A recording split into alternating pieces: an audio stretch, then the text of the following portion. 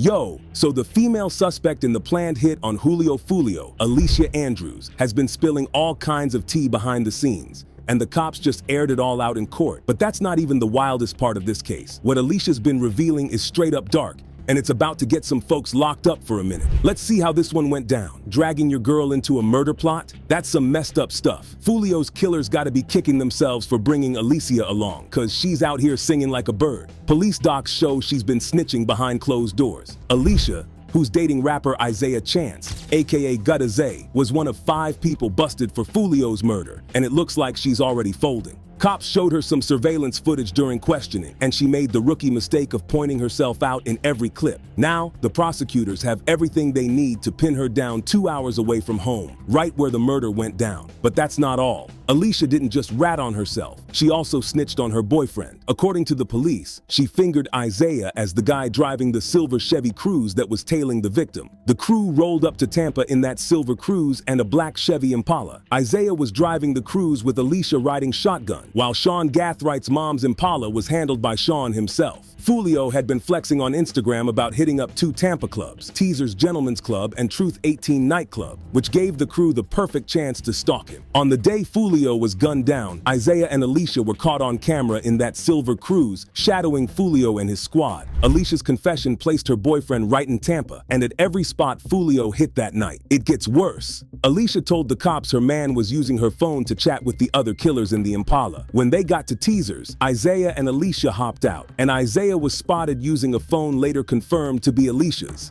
This phone was used to hit up Sean Gathwright, who was in the black Impala. The cameras caught Isaiah rocking a black hoodie with a red logo, making it super easy for the feds to ID him later. Phone records also showed that Alicia's phone was constantly in touch with Sean's, linking the 2 cars and their shady plan. The Cruze and Impala followed Foolio to Truth 18, where he had another gig. And once again, Isaiah and Alicia were caught on camera pulling into the back lot. Isaiah was seen on Alicia's phone again, locking in their connection to the whole plot. Even though Alicia tried to play dumb, saying she didn't know about the murder, the cops weren't buying it. They caught her slipping multiple times during questioning. She told them she and Isaiah were at the clubs that night just to party and check out the scene, but the surveillance footage showed they never even got close to the entrances. They stayed in the parking lot the whole time. But the worst part? Alicia put herself and Isaiah right at the crime scene. As the night went on, both cars kept trailing Foolio and his crew, setting up the deadly showdown that was about to go down. They tracked Foolio to the Home 2 suites, where the murder finally went down. Isaiah and Alicia in the Cruze did a couple of drive-bys past Foolio's parked car before taking off, signaling the Impala to move in for the kill. Alicia tried to claim they were just lost and using the parking lot to turn around, saying they had no idea Foolio was there. But after the murder, she got caught on an Airbnb Ring camera, wearing the same clothes she had on during the hit, tying her even more to the crime scene. When word first got out that a girl got arrested, rumors started flying that she was at Foolio's party, feeding info to the killers. Some folks even thought Alicia was at the party, but that wasn't the case. Still, just a few days later, she was cuffed and locked up. Man, Foolio's killers might just be the unluckiest dudes in the history of gang beef. These guys got caught in 4K, and now it's looking like their game is over. This crazy story kicks off in Jacksonville, Florida, where Isaiah Chance and Sean Gathwright were caught on camera loading up bags that prosecutors say were full of guns and ammo. You can see them hauling a bag big enough to carry 2 AK-style rifles. Between June 21st and 23rd, these 5, Isaiah, Alicia Andrews, Sean Gathwright, Davian Murphy, and Rashad Murphy, were all plotting to take out Foolio,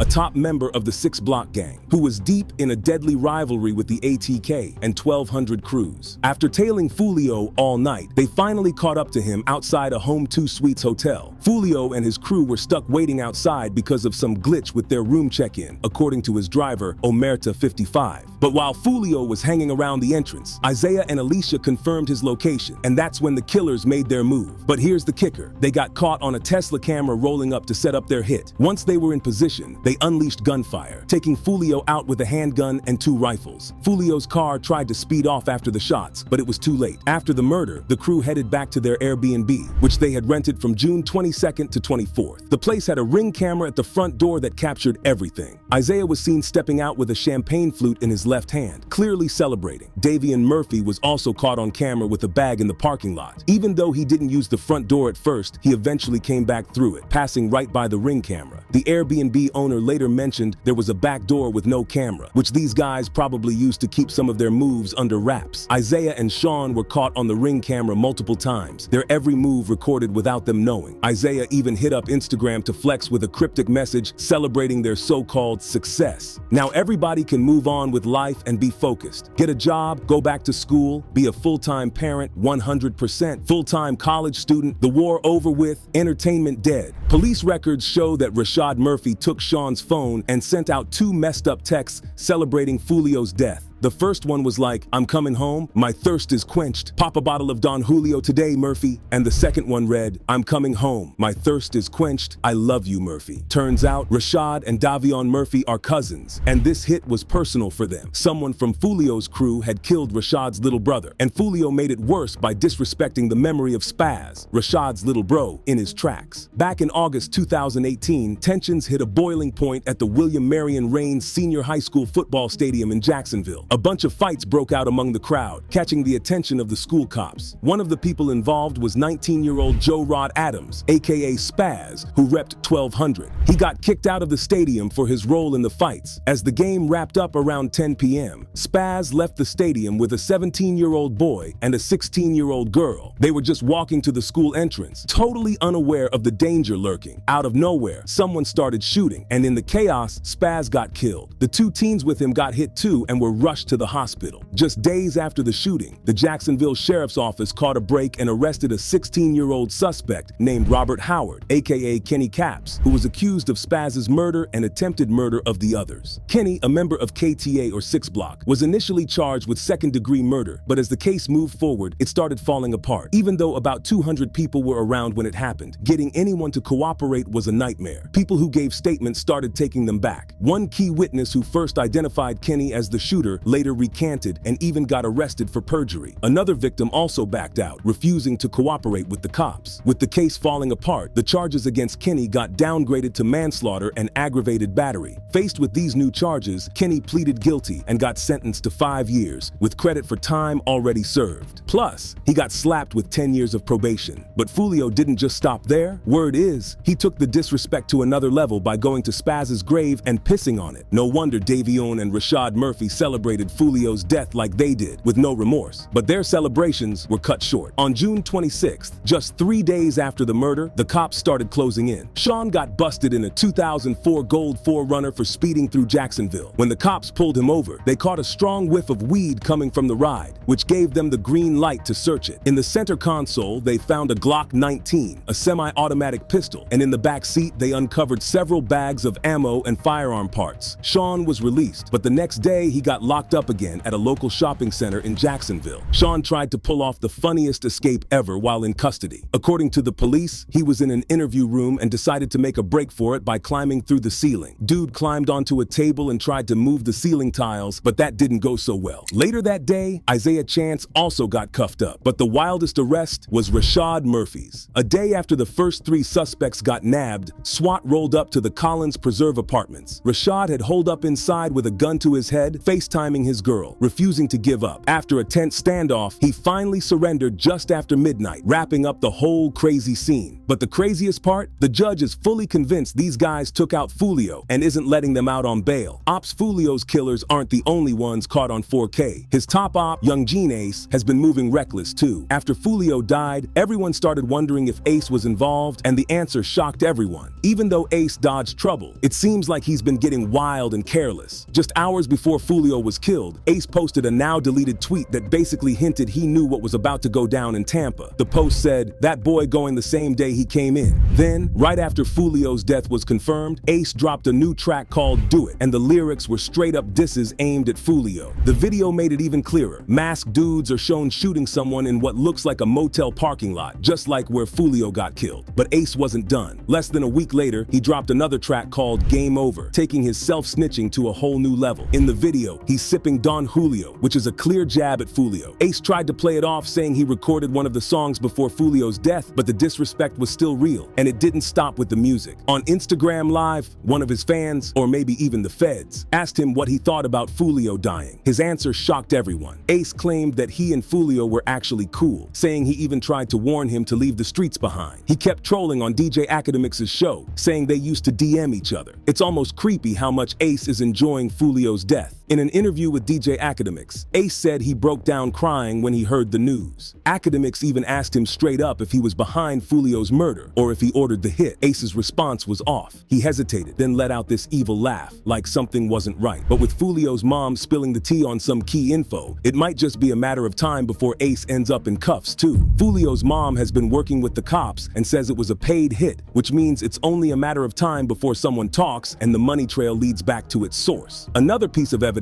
pointing to Ace is the use of females to set up Foolio. The wildest part, after 4 guys were arrested for Foolio's murder, police reports showed that the killers used a female to get one of Foolio's friends to drop his location. Was this just a coincidence, or was Ace in on the plot from the jump? Only time will tell. For now, Alicia Andrews is the only one behind bars, but it looks like more might be joining her soon.